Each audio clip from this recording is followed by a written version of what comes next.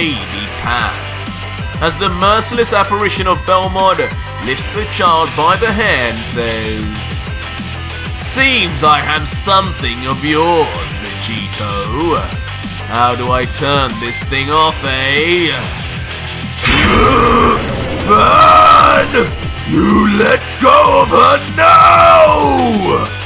Immediately causing the grandfather, of course, to become furious in an unsurmountable stage of rage as he speaks through gritted teeth. But back in reality, while all this mental trauma goes on, an equal amount of physical damage is laid out too, as the two destroyers Mule and Iwan continue to stamp on Vegito's face until barely a breath can be heard. But back in the dream, Belmod's eye begins to move slowly towards the still crying Pan until... Hakai! With one more final word said, the unthinkable is done to the defenseless child. As in a total throwback to what originally happened on Earth, the young baby Pan is erased prematurely once again, and this time right in front of her grandfather.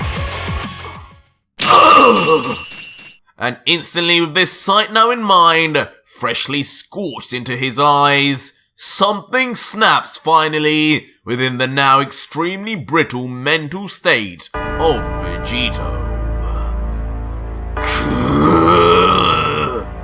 And with his eyes suddenly closing as veins begin to flex on his face, the God Killer would just let out, "My head!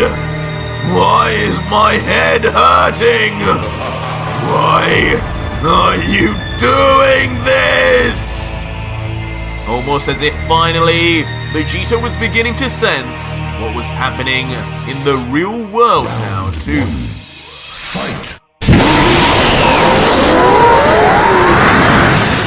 And with an ungodly roar that could only be described as coming from a true demon, Vegito screams to the sky, powering up, instantly breaking everything that bound him. But most notably, atop his head, where he was complaining about from being in pain, two vicious and uncharacteristic horns suddenly burst forth from the sides of his temple. And with the horns now at full length, and seemingly not even noticed by Vegito, once his eyes and expression came down back to normal, he begins saying, "Enough of this. Everything will be paid for now."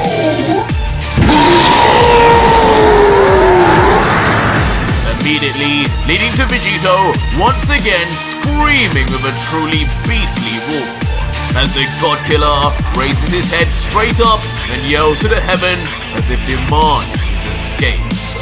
But soon enough, his entire body, as a result of his power-up, begins to completely become enveloped in a ball of shining energy that spits dark lightning all over until... Back on the outside, the barrage of stamps on Vegito seemingly finally begin to come to an end. As eventually, as the two gods raise their feet for one last time, all that can be heard is the breaths of their exhausted states. That is until...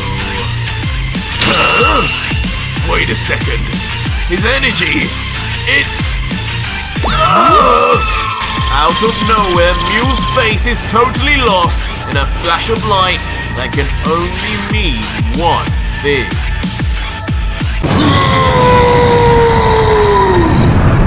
Some way, somehow, Vegito's explosion of energy from within his mind reaches outwards and causes an insane explosion that covers the landscape, darkening the sky as black thunder bursts forward everywhere.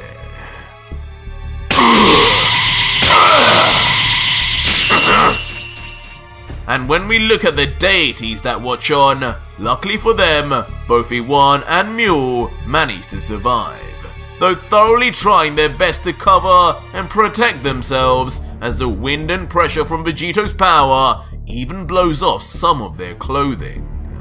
While as expected, the unfazed, physically Madara seems to watch on with more curiosity than fear.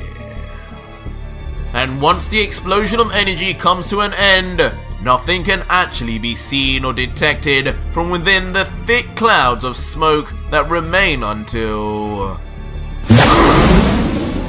something shoots out with terrifying speed straight out of the dust clouds, so fast there would have never been any way to deduce just who or what it was.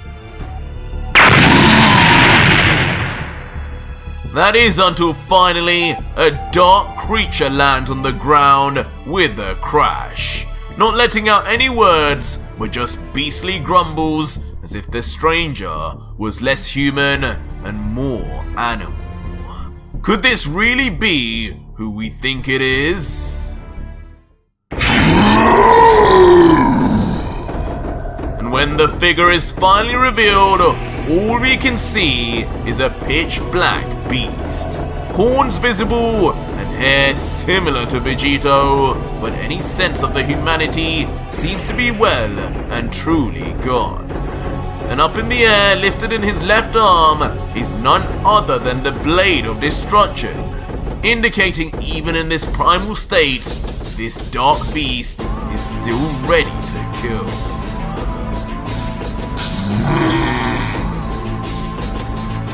As the grumbling, mysterious beast begins letting out steaming smoke which bellows out of his gritted mouth, and just one word then can be finally heard.